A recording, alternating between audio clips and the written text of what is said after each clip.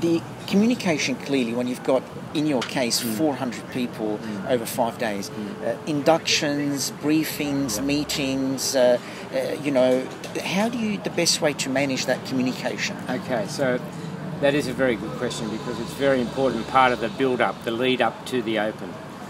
The Opens always start on a Thursday. Yeah. So what we do, and they're usually in November in Australia, at the tail end of November. In this case, it was the 23rd of November, and it goes for 4 days.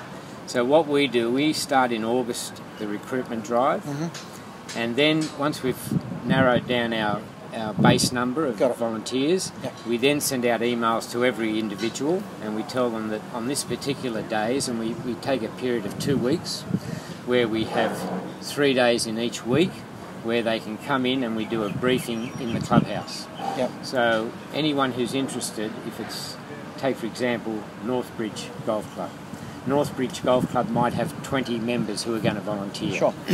So one of those will be selected as the whole captain, or for the group captain, and he will come to our briefing.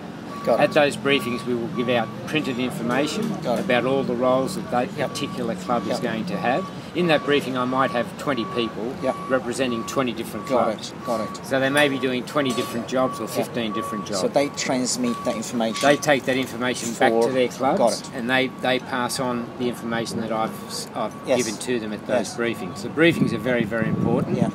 And if everything goes as it should, then we do those briefings in October.